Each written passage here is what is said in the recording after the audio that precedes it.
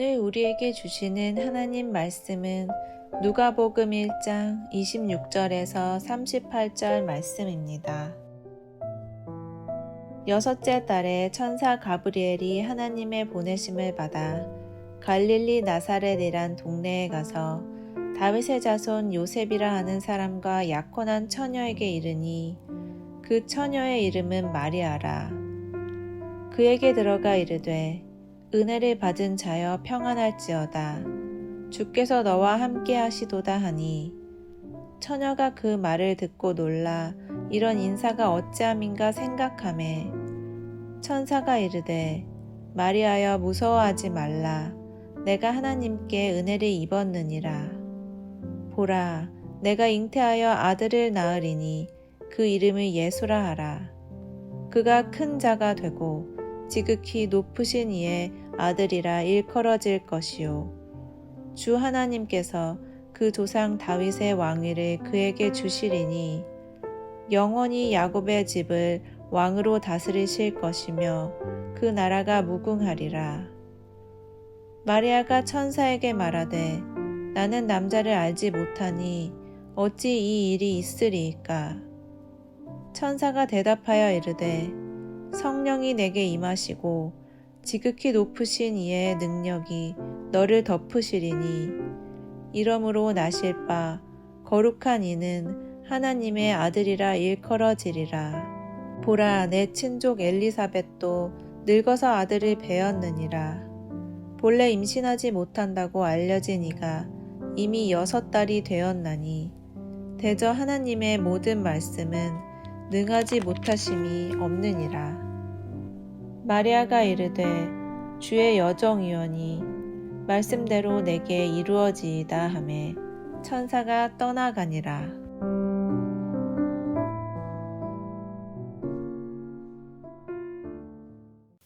어제 살펴본 누가복음 1장 5절에서 25절까지는 세례 요한의 수태고지 기사였습니다. 오늘의 내용은 예수 그리스도의 수태고지에 대한 기사입니다. 이 시간 먼저 하나님께서 보내신 천사가 세례 요한의 아버지인 사가랴에게 나타났을 때 천사의 이름을 확인하도록 하겠습니다. 1장 18절과 19절을 봅니다. 사가랴가 천사에게 이르되 내가 이것을 어떻게 알리요? 내가 늙고 아내도 나이가 많으니라. 천사가 대답하여 이르되 나는 하나님 앞에 서 있는 가브리엘이라. 이 좋은 소식을 전하여 내게 말하라고 보내심을 받았노라. 19절에 천사의 이름이 무엇이라고 나와 있습니까? 가브리엘이라고 나와 있습니다. 하나님의 뜻을 전하는 천사들 중에 대장이 바로 가브리엘입니다. 6개월 후 하나님께서 이번에는 예수님을 잉태하게 될 마리아에게 천사를 보내시는데 그 천사의 이름도 무엇이었는가? 오늘 본문인 26절과 27절입니다.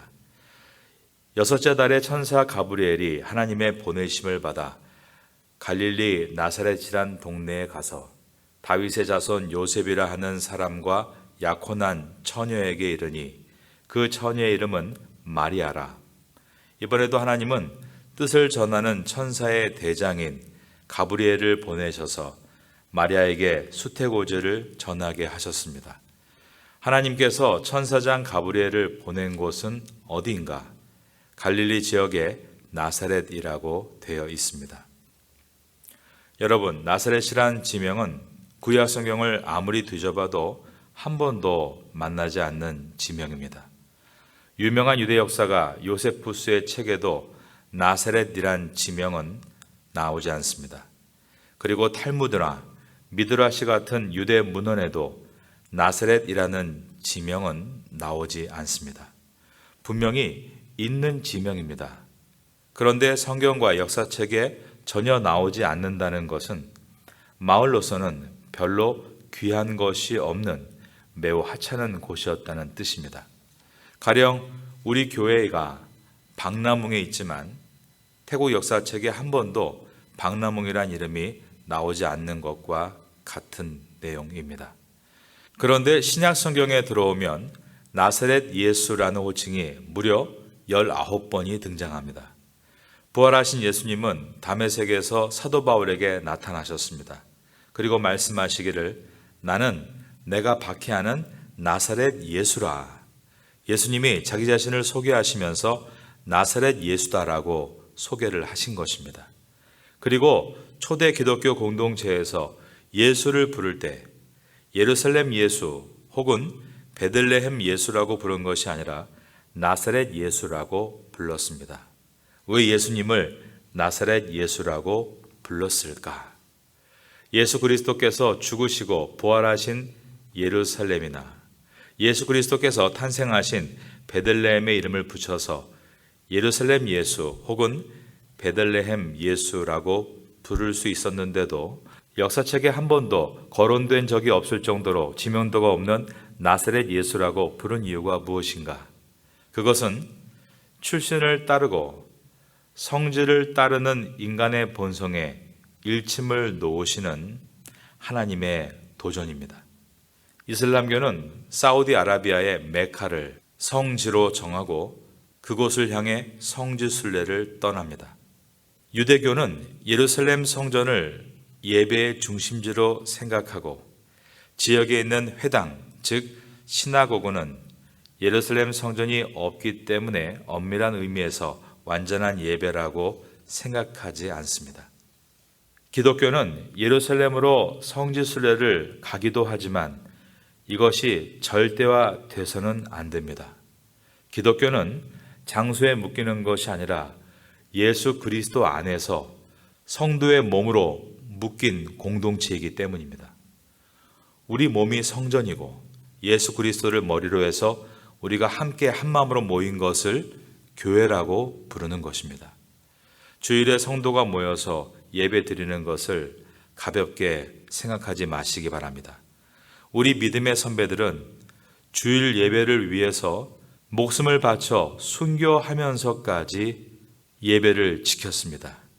새해를 시작하면서 코로나로 인해서 대면 예배가 어렵게 되는 때가 또 올지 모르지만 주일에 함께 모일 수 있는 이 때에 마지막 하루까지 최선을 다해서 주일에 교회에 나와 성도들과 함께 온전히 예배를 드리겠다는 결단이 필요합니다. 그러한 여러분 되시기를 주님의 이름으로 축원합니다. 이어서 28절을 보겠습니다. 하나님이 보내신 천사장 가브리엘이 마리아에게 전한 내용입니다. 그에게 들어가 이르되 은혜를 받은 자여 평안할지어다. 주께서 너와 함께 하시도다 하니 처녀가 그 말을 듣고 놀라 이런 인사가 어찌민가 생각하매 천사가 이르되 마리아여 무서워하지 말라. 내가 하나님께 은혜를 입었느니라. 28절에 은혜를 받은 자여, 천사가 마리아에게 은혜를 받은 자여라고 말하고 있습니다. 여러분, 마리아는 은혜를 받은 자입니다. 이 말은 마리아는 결코 경배의 대상이 될 수 없다는 뜻입니다. 가톨릭은 마리아를 은혜를 수여하는 분이라고 가르칩니다. 그러나 성경은 분명히 마리아는 은혜를 수여하는 사람이 아니라 은혜를 수혜로 받은 사람인 것을 보여줍니다. 마리아는 은혜를 주는 사람이 아니라 은혜를 받은 사람입니다. 지금 천사가 마리아를 대하는 것은 성도로 대하고 있는 것이지 경배받을 신적 존재로 천사가 마리아를 대하고 있는 것이 아닌 것입니다.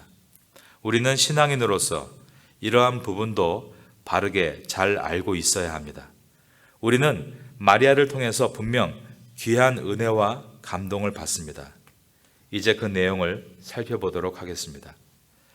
사가랴와 엘리사벳 가정에 아이가 있을 것이다. 이름을 요한이라 하라. 하나님께서 가브리엘 천사를 통해 수태고지를 주신 것과 요셉과 마리아 가정에 아이가 있을 것이다. 이름을 예수라 하라 라고 하나님께서 천사 가브리엘을 통해서 마찬가지로 수태고지를 하신 것은 아기를 낳을 수 있는 불임인 엘리사벳에게 아기가 생긴 사건보다 아기를 낳을 수 없는 처녀인 마리아에게 아기가 생기는 것이 더 놀라운 것이며 그들이 낳은 아기 요한과 아기 예수님도 훗날 요한과 예수님이 각각 나이가 30세가량 됐을 때 요한이 나는 물로 세례를 주지만 내 뒤에 오시는 분은 성령으로 세례를 베풀 것이다. 나는 그분의 신발끈 풀기도 감당하지 못하겠다라고 고백하므로 선지자로 부름받아 회개의 세례를 준 요한도 놀랍지만 구세주로 오셔서 성령으로 세례를 베푸시는 예수님이야말로 우리가 가장 놀라워해야 할 분임을 말씀하고 있는 것이었습니다. 또한 요한의 출생은 단순히 예수 그리스도보다 6개월 앞서 태어나 그분의 길을 예비한 것만이 아니라 세례 요한이 보여줄 그의 전 삶과 죽음은 앞으로 예수 그리스도의 삶과 죽음을 예시하는 그림자가 될 것이다 하는 것을 누가복음은 오늘 본문에서 보여준 것입니다. 어제와 마찬가지로 사가랴와 엘리사벳 그리고 요셉과 마리아 사이에 있었던 기적의 관계를 대조해서 살펴보도록 하겠습니다. 엘리사벳은 불임의 여성이었고 나이가 많이 들었습니다. 그런데 하나님은 천사장 가브리엘을 보내시며 아들이 있을 것이다 수태고지를 주셨습니다. 너무나 기쁜 일이 아닐 수 없었으나 그 당시 문화적 상황에서는 또한 부끄러운 일이기도 했습니다. 옛날 아브라함의 아내 사라가 내가 어떻게 이 몸으로 아들을 낳겠는가 하며 웃었던 것처럼 엘리사벳에게도 이것을 사람들에게 말하기란 여간 쉬운 일은 아니었던 것입니다. 한번 찾아볼까요?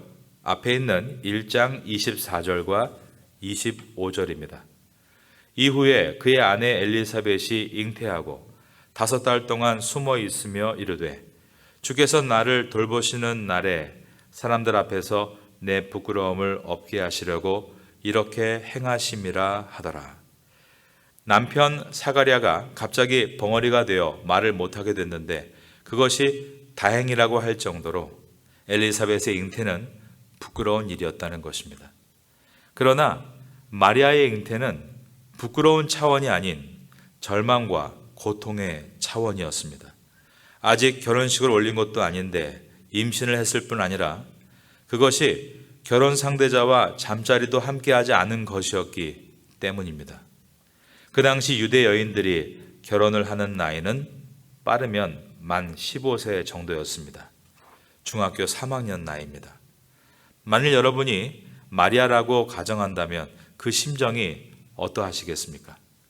남성들보다는 여성들이 더 잘 공감할 수 있을 것이라고 생각됩니다. 10대 중반의 소녀가 남편 아닌 다른 경로를 통해서 임신했다. 만약에 여러분에게 이런 소리가 들린다면 여러분은 그것을 감당하실 수 있으시겠습니까? 이것은 감당하기 매우 고통스러운 일이었음에 틀림없습니다. 그런데 이 일에 대해서 마리아가 매우 놀라운 고백을 합니다. 38절입니다. 마리아가 이르되 주의 여종이 그 다음 저를 따라하겠습니다. 말씀대로 내게 이루어지이다. 여기서 중요한 말은 마리아가 자신을 주의 여종이라고 고백하는 데 있습니다. 주의 여종이오니 말씀대로 내게 이루어지이다. 우리가 마리아라고 가정해 본다면 이렇게 큰 사명이 주어지게 됐을 때 이것이 달가웠겠습니까? 그런데 나는 주의 여종이오니 말씀대로 이루어지이다라고 고백하고 있는 것입니다. 이 일의 과정을 보면 마리아는 우선 신랑들 요셉에게 오해를 받아야 했습니다. 요셉은 마리아의 임신 사실을 알고 조용히 결혼 계획을 취소하려 했던 것입니다. 마리아는 이 일로 인해서 그가 살아있는 동안 구설수로부터 완전히 자유로울 수 없었습니다. 마리아는 아기 예수를 낳고 예루살렘을 방문했을 때 시므온의 예언을 들은 일이 있습니다. 누가복음 2장 35절에 나오는 내용인데 또 칼이 내 마음을 찌르듯 하리니 이는 여러 사람의 마음의 생각을 드러내려 함이라 라고 되어 있습니다. 예수님께서 십자가에 달리실 것을 예언하는 것이지만 이것은 아들을 십자가에 내어 주어야 하는 어미의 가슴이 찢어지는 것을 또한 예언한 것입니다. 이와 같이 마리아에게 이러한 큰 사명을 받는 것은 매우 고통스러운 일이었습니다. 그런데 마리아가 이 모든 것에 대해서 하나님께 다음과 같이 고백했다는 것입니다. 주의 여정이오니 말씀대로 내게 이루어지이다. 우리가 기독교인으로서 소명의 이야기를 많이 합니다. 그런데 소명은 내가 무엇을 할 것인가가 1차적인 것이 아닙니다. 내가 어떤 존재가 될 것인가가 1차적인 것입니다. 내가 하나님의 종이 되겠다라고 작정하고 하나님께서 나를 사용하시도록 내어드리겠다 다짐하는 것이 바로 소명의 시작이라는 것입니다. 새해를 시작하면서 내가 무엇을 하겠다 작년과 똑같이 반복하지 말고 새해를 시작하면서 마리아의 기도와 같이 주의 종이오니 말씀대로 이루어지이다. 먼저 하나님 앞에 내가 어떤 존재가 될 것인가를 놓고 하나님의 종이 되겠다 작정하고 하나님께서 사용하시도록 내어드리겠다 다짐한다면 올해 2022년은 우리에게 또 다른 놀라운 은혜의 해가 될 줄로 믿습니다. 누가복음을 시작하면서 이러한 은혜가 우리 모두에게 있게 되기를 예수님의 이름으로 축원합니다.